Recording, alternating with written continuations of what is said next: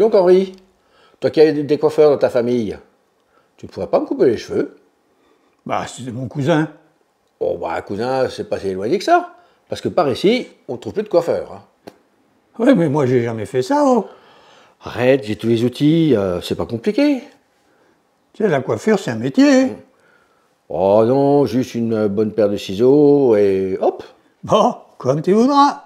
Mais tu viens pas te plaindre après, hein. Non, non, non, non, allez, vas-y. Attends, j'enlève mes lunettes, quand même. Oh là, tu prends le plus gros, ça ira plus vite. Allez, n'aie pas peur. Bah dis donc, t'as les cheveux drôlement fourchus, mon fusil. Ah oui, dis donc, ça valait le coup. Bonjour Philippe. Bonjour.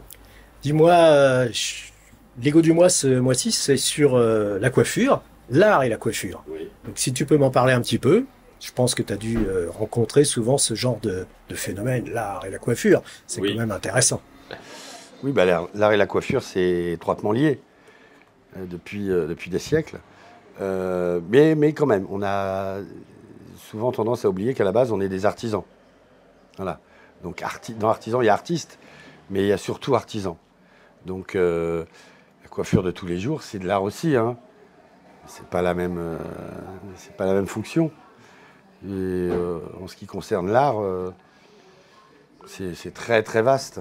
Après, ce qui est considéré comme un art ou un artisanat, la frontière est très mince. Et même tous les jours, on peut considérer qu'on fait de l'art, oui. Et dis-moi, tu as des gens qui viennent parce que tu as du talent ou même pour toi? Oui, on a pas mal de personnes qui viennent autant pour l'un que pour l'autre parce qu'on arrive à faire en tout cas, lui, il arrive à faire de jolies choses au niveau de tout ce qui est coiffure chez les femmes. Chez les chignons, même chez les hommes, il fait beaucoup de belles choses. Ben, elle commence aussi. Hein. Donc ça va, c'est un bon élément. C'est un bon élément, elle s'y est mise. Puis elle a eu la chance que moi j'ai vu beaucoup de choses, donc je peux lui apporter un peu plus de choses. Je me suis baladé pas mal, donc puis je suis curieux d'esprit, donc il faut se renouveler en permanence et puis se renseigner, savoir se renseigner sur les nouvelles techniques, les nouveaux produits surtout, parce que les nouvelles techniques, en fait, c'est des anciennes techniques recyclées, remises au goût du jour par des nouveaux produits, qui sont souvent les mêmes d'ailleurs. Des nouveaux produits, ce sont souvent des anciens produits recyclés, et puis on invente une nouvelle technique pour... ça, c'est le marketing de nos fournisseurs. Et la mode dans tout ça? Est-ce que vous suivez la mode ou au contraire on est obligé de la suivre. On est obligé de la suivre. Mais en même temps, la mode évolue tellement vite. Et puis, c'est un éternel recommencement.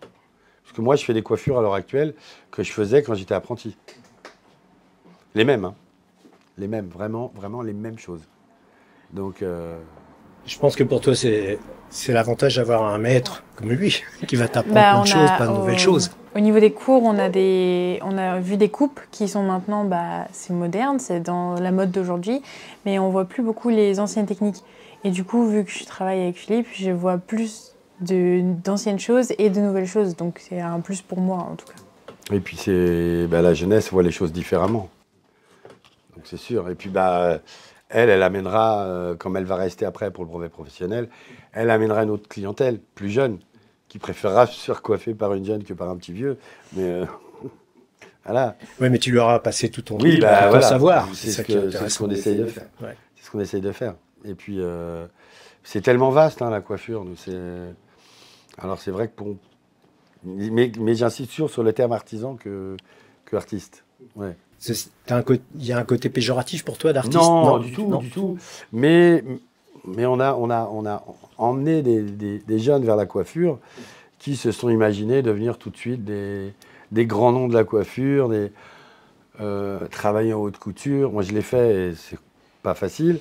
Ou travailler pour la télé, pour des choses comme ça. Mais bon, il y en a 1 sur 100 qui va atteindre ce niveau-là. Donc, on est quand même des artisans à la base. Ouais. Oui, puis de toute façon, il faut quand même un coup de main. Oui. Les outils, puis savoir s'en servir.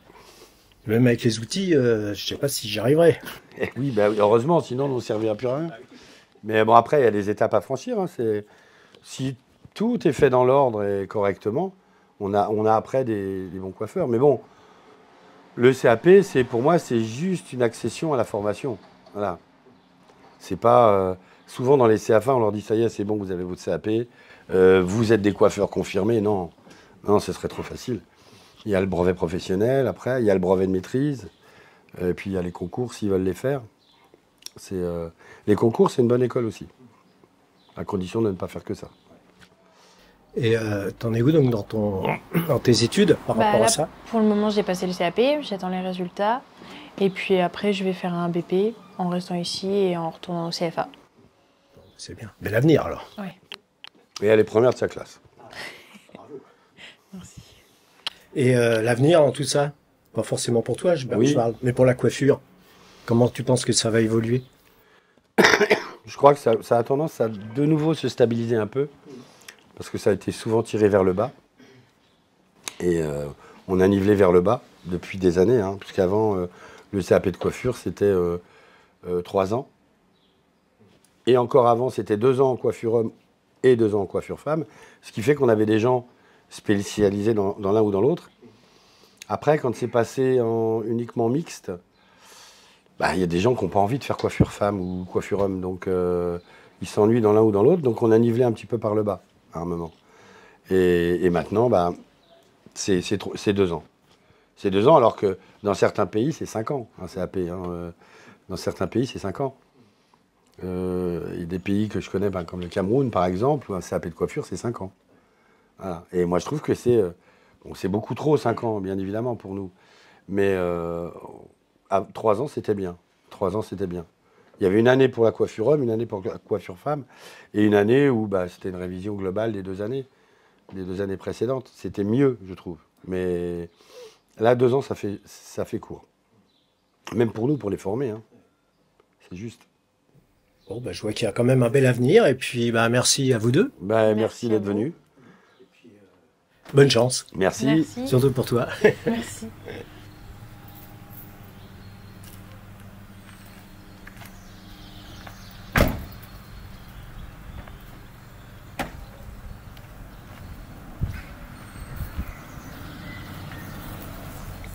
Bonjour Katia.